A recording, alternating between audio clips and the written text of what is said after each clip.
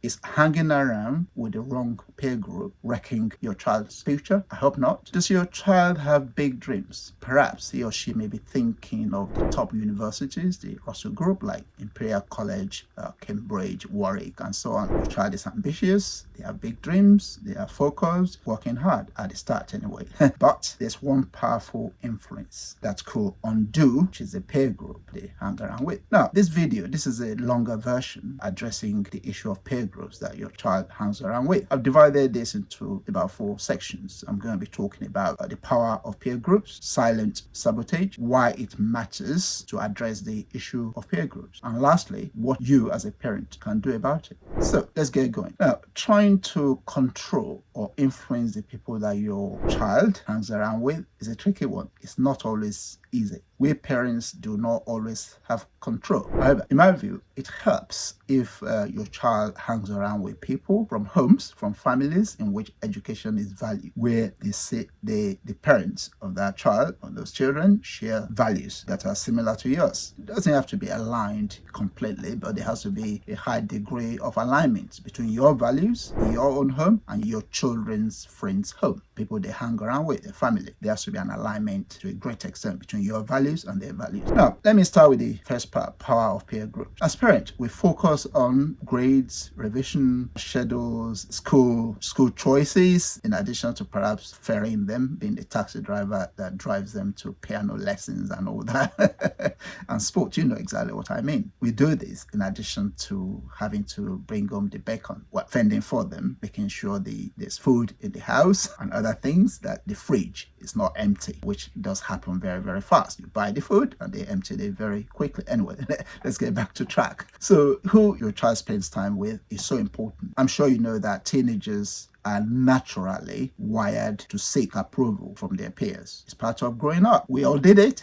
We all did it in our own days. But if those peers don't have academic success, perhaps because they don't have the discipline or the ambition or the nurture, your child's future will be at risk. They will gradually drift irrespective of how well they start. The second point I'm going to talk about is, I call it silent sabotage. Even the most driven young person who is focused, if they are surrounded by distraction, it will be a struggle to achieve much. They may be aiming high, but their actions, which is day-to-day doing of things, will begin to drift. I'm sure you know what I'm talking about. They begin to drift sideways. Late night of gaming, endless time on social media, missed homework assignments, missed deadlines, a lack of motivation, and gradually the great sleep. Then they begin to adjust their ambition. Why does it matter to address the issue of whom your child hangs around with? Now, if they're in year 11, which is the 5th form in the old money, in my days, form 5, or if they're in the upper 6th, which is year 13 in modern, there's a lot hanging, their future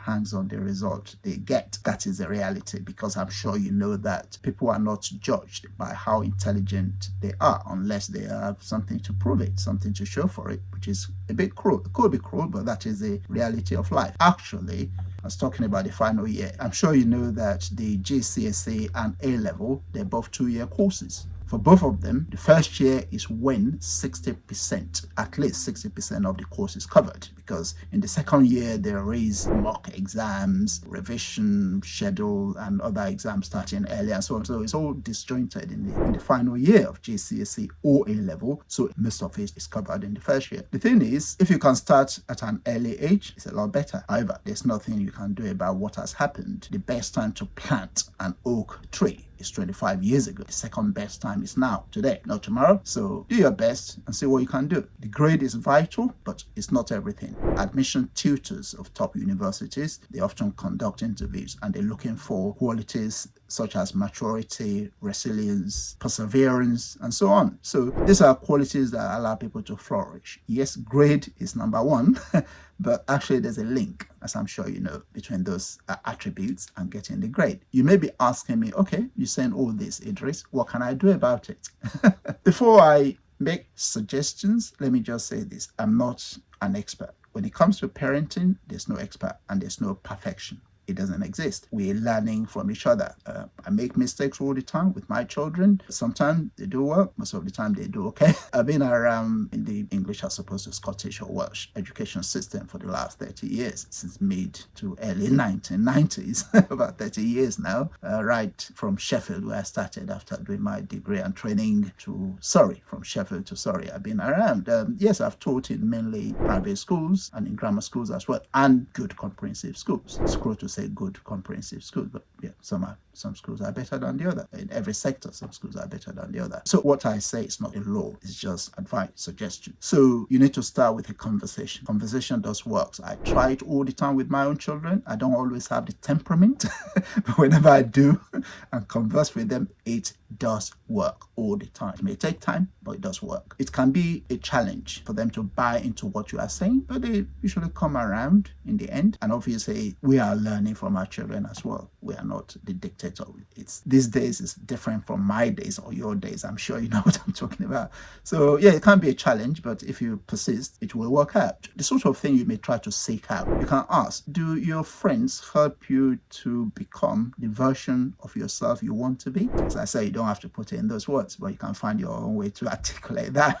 Encourage environments where ambition and self-improvement is the norm. Clubs, mentoring groups, study circles, where working hard is respected and valued. Do your best anyway. It's never easy, but do your best. Teenagers notice whom we are hanging around with, whom we surround ourselves with. As I mentioned earlier, it helps for them to be around people who share our own values, particularly people who respect education, because that rubs off on your child.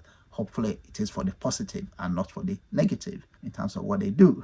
Rubs off in a positive way. Help your child to build a vision, and it can never be too early to start, irrespective of the age of your child. And if they're older as well, we are where we are. As I mentioned earlier, make a start. The earlier you start, the better. Now, final thoughts. Your child's future is not just shaped by how hard they work. It's shaped largely by whom they surround themselves with, whom they work along with in their journey, because I'm sure you know it is a journey.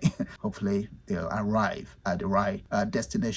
Be involved. Ask questions. Do your best to help them in choosing friends. It's never easy, as I mentioned, but do your best. Thank you if you watched this far. If you watched this far, thank you very much. You may visit our main website, which is excelinkeysubjects.com, and then try to look for success tips. We have success tips for all the different key stages, from key stage 3, key stage 4, and also the sixth form as well. Yes, even if you are a parent of a child who is still in primary school, these children grow up very fast. You may keep an eye on the key stage 3 success tips. We will also be introducing success tips for younger people, even though at the moment we've always focused since 2004 on the secondary school age groups, now in which we provide physics, chemistry, biology, further maths. We also do economics and history as well. But anyway, it's about sharing ideas. This video is not about promoting selling key subjects. It's about sharing ideas with fellow parents. Please make a comment. Just say where you are listening from, where you are based. Is it in London? Is it elsewhere? The city you are or the town you are? Please make a comment. Please do share these videos. And if you comment, I promise I will respond to your comment, to the success of your child, to speaking to you in my next video. Thank you.